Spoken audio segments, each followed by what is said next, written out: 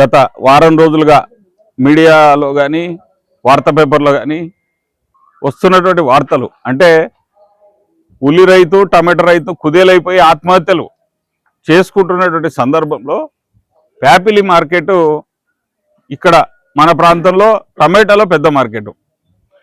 ఇక్కడ ఏం జరుగుతుంది ఏంటి రైతుల పరిస్థితిని తెలుసుకోవడం కోసం వైఎస్ఆర్సీపీ నాయకుడు మా అధినేత జగన్మోహన్ రెడ్డి గారి ఆదేశాల మేరకు మరియు స్థానిక మా మాజీ మంత్రివర్యులు రాజేంద్రనాథ్ రెడ్డి సలహా మేరకు ఇక్కడికి రావడం జరిగింది. ఇప్పుడు మనకు ఆంధ్రప్రదేశ్లో మొట్టమొదట వచ్చే పంటలు ఉల్లి టమాటా. ఉల్లి దాదాపు 95% కర్నూలు జిల్లాలోనే సాగవుతుంది. కానీ వచ్చేది ఎంత? ఒక 30,000 ఎకరాలు, 20,000 ఎకరాల నుంచి 30,000 ఎకరాలు సాగు చేస్తారు. ఆ యొక్క రైతును కూడా ఆదుకోలేనటువంటి దుస్థితిలో ఈ రాష్ట్ర ప్రభుత్వం ఉంది. ఆత్మహత్యలు ప్రేరేపిస్తూ ఉంది. గతంలో మన ఆత్మహత్యలు తగ్గిపోయినాయి, రైతు ఇప్పుడు ఒక స్థితిగా ఉన్నాడు అని చెప్పి పరిస్థితి నుంచి తీసుకుపోయి మళ్ళా ఆత్మహత్యలకు ప్రేరేపిస్తున్నటువంటి సందర్భంలో మేము ఈరోజు ప్యాపిలి మార్కెట్ సందర్శించి రైతుల సాధక బాధకాలు తెలుసుకోవడం జరిగింది. ప్రధానంగా గతంలో వానలు వర్షాలకు దాదాపుగా 40% పొలంలోనే కుళ్ళిపోయినాయి. మిగిలిన 60% పంటను కూడా మార్కెట్కు తీసుకొస్తే 50 నుంచి 150 రూపాయలు ఒక బాక్స్, అంటే 26 కేజీల నుంచి 28 కేజీలు ఒక బాక్స్. దాని ధర వలుకుతుంటే మళ్ళీ వీళ్ళు మార్కెట్లో అంటే 10 బాక్సులకు 2 బాక్సులు ఉచితంగా తీసేస్తారంట. సరే, అది తీసేసినారు. 8 బాక్సుల కన్నా ధర వస్తుందా? 8 బాక్సులు ఇప్పుడు 100 రూపాయలు అనుకుందాం, 800 వస్తుంది అంటే లేదంటే మళ్ళీ ఒక 80 రూపాయలే తీసేస్తారంటే మళ్ళీ ఒక 10% కమిషన్ కాదు, కమిషన్ మళ్ళీ సపరేట్.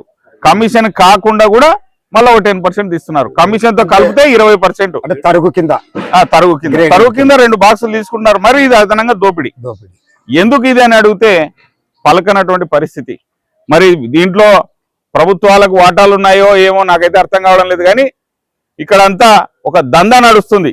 రైతు ఏం మాట్లాడే పరిస్థితి లేదు.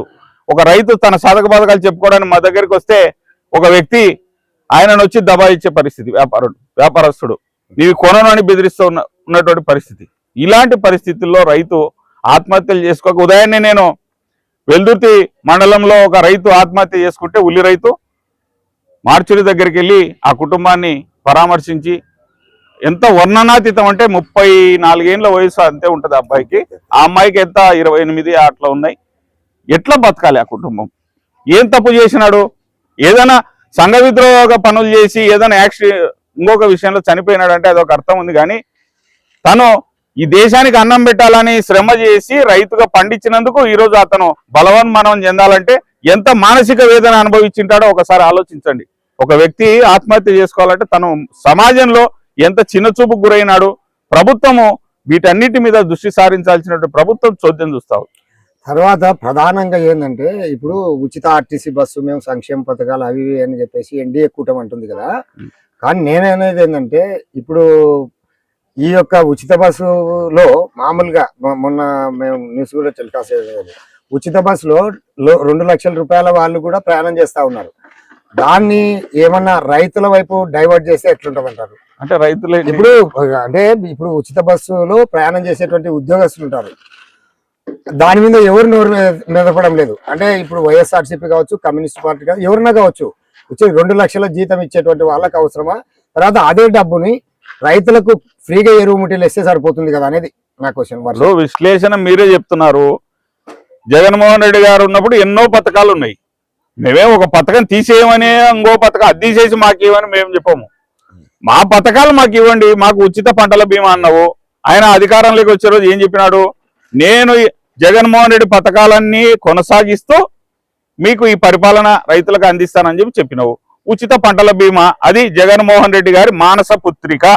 ఇంతవరకు రాష్ట్రంలో కాదు, దేశంలో కాదు, ఏ రాష్ట్రంలో ఏ దేశంలో ఇంప్లిమెంట్ కాంది. అంటే పంటల బీమా ప్రీమియంను ప్రభుత్వమే చెల్లించి వాళ్ళ నాన్న మనుషుల ఆరోగ్యాన్ని చూసి ఆరోగ్యశ్రీ పథకం తీసుకొస్తే ఈయన పంటల ఆరోగ్యం చూసి పంటల బీమా పథకం తెచ్చినాడు.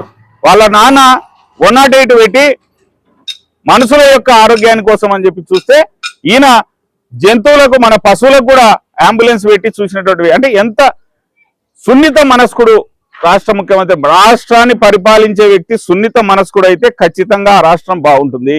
అంటే సున్నిత మనస్కుడు ఎందుకంటున్నా అంటే అతనికి స్పందించే గుణం ఉంటుంది. వీళ్లకు చంద్రబాబు నాయుడు గారికి ఎలాంటి స్పందించే గుణం లేదు. లాస్ట్ ఇంకోటి ఏంటంటే ఈ ప్రాంతంలో ఇంటిగ్రేటెడ్ మార్కెట్ అంటే ఇంటర్నేషనల్ మార్కెట్ కి సంబంధించి అప్పట్లో బుగ్గన రాజేంద్రనాథ్ రెడ్డి గారు చేయడం జరిగింది. తర్వాత ఈ రోజు ఏమన్నా మీరు వైఎస్ఆర్సీపీ గా దాన్ని ఇంప్లిమెంట్ చేయమని డిమాండ్ చేస్తారా, లేదు నెక్స్ట్ మీ ప్రభుత్వం ఏమన్నా వస్తే దాన్ని ఖచ్చితంగా అమలు చేస్తారా? ఇది నా చిన్ననాటి నుంచి పేపర్లో చూసినటువంటి ఒక కళ. అంటే ఎక్కడే కానీ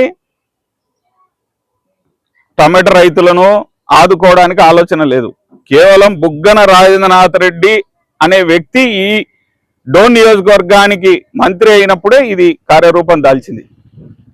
ఆయనకు ఉన్నటువంటి ఇన్ఫ్లుయెన్స్ అంటే ప్రభుత్వంలో జగన్మోహన్ రెడ్డి గారి దగ్గర ఉన్నటువంటి చొరవ కానివ్వండి, కేంద్రం యొక్క పథకాలను ఏ విధంగా ఉపయోగించుకోవాలనేటువంటి ఆయనకు ఉన్నటువంటి జ్ఞానం కానివ్వండి ఉపయోగపడి దానికి అన్నిటి కార్యరూపం దాల్చింది. ఏమైంది? ఆయనను పోగొట్టుకున్నాం, ప్రభుత్వాన్ని పోగొట్టుకున్నాం, ఈరోజు మళ్ళీ అటకెక్కితే మళ్ళీ ఈరోజు రోడ్డున పడే పరిస్థితి మనకు నెలకొంది. కాబట్టి వీళ్ళు చేస్తారనేటువంటి నమ్మకం అయితే నాకు వ్యక్తిగతంగా లేదు. ఎందుకంటే వాళ్ళకి ఆ ధోరణి లేదు. రియల్ ఎస్టేట్ వ్యాపారం, రాజధాని నగరం, రాజధానిలో నీళ్లు తోడిపోసుకునేటువంటి శ్రద్ధ ఈరోజు రైతును ఆదుకోవడం ఎక్కడ కనపడడం లేదు. ఓకే, మనం ఇప్పుడు ఇక్కడ వైఎస్ఆర్సీపీకి సంబంధించినటువంటి నేతలు మనతో మాట్లాడించిన విధానం, ఈ ప్రాంత వాసులకి, ఈ ప్రాంతంలో ఉన్నటువంటి రైతాంగానికి, ఈ పాలక వర్గాలకి, ఎన్డీఏ కూటమికి ఏమాత్రం కూడా ఒక బరువు బాధ్యత లేకుండా ప్రవర్తిస్తూ ఉన్నారు. తర్వాత ఈ రోజు రోడ్ల మీద అంటే ఉల్లి రైతులు కావచ్చు, టమాటో రైతులు కావచ్చు, రోడ్ల మీద పడి వాళ్ళకి గిట్టుబాటు ధర లేక ఆత్మహత్యలు చేసుకునే పరిస్థితి. దానిలో భాగంగా మనకు రైతు నేత చెప్పినట్లు వెల్దుర్తి మండలంలో ఒక యువ రైతు ఆత్మహత్య చేసుకున్నాడు. కాబట్టి ఈ కూటమి ప్రభుత్వంలో అమరావతి, ఇంకోటి రియల్ ఎస్టేట్ దందాలు ఇవన్నీ తప్ప వేటివి పట్టడం లేదు. అందులో భాగంగా మళ్ళీ ఇంతకుముందు గతంలో వైఎస్ జగన్మోహన్ రెడ్డి గారు ఉన్నప్పుడు ఈ ప్రాంతంలో ఉన్నటువంటి బుగ్గన రాజేంద్రనాథ్ రెడ్డి గారు మినిస్టర్గా ఉన్నప్పుడు ఫస్ట్ మొట్టమొదటిగా రైతుల మీద దృష్టి సారించి ఈ ప్రాంతంలో ఈ ఒక మెట్టుపల్లె దగ్గర అయితేనేమి ఈ యొక్క టమోటా ప్రాసెసింగ్ ఇది కానీ లేకుంటే ఇంటిగ్రేటెడ్ మార్కెట్ కానీ ఇవన్నీ చేయడంలో ఫస్టే దాన్ని కార్యరూపం చేస్తున్నటువంటి ఈ తరుణంలో ఈ ప్రభుత్వం వచ్చేసి ప్రజలు ఆ ప్రభుత్వాన్ని, మా నాయకుడు జగన్మోహన్ రెడ్డిని పోగొట్టుకునేటువంటి దాఖలాలు నెక్స్ట్ మళ్ళీ మా ప్రభుత్వం వస్తుంది, ఖచ్చితంగా మేము ఇవన్నీ కూడా ఇంప్లిమెంట్ చేస్తాము. కాబట్టి ఇప్పటికైనా కూడా ప్రభుత్వం కళ్ళు తెరిచి ఉల్లి రైతులు, టమోటా రైతులకి ఖచ్చితంగా గిట్టుబాటు ధర కల్పించే విధంగా చూడాలని చెప్పేసి వారు డిమాండ్ చేస్తూ ఉన్నారు. Eswar Reddy, PM9 news paper.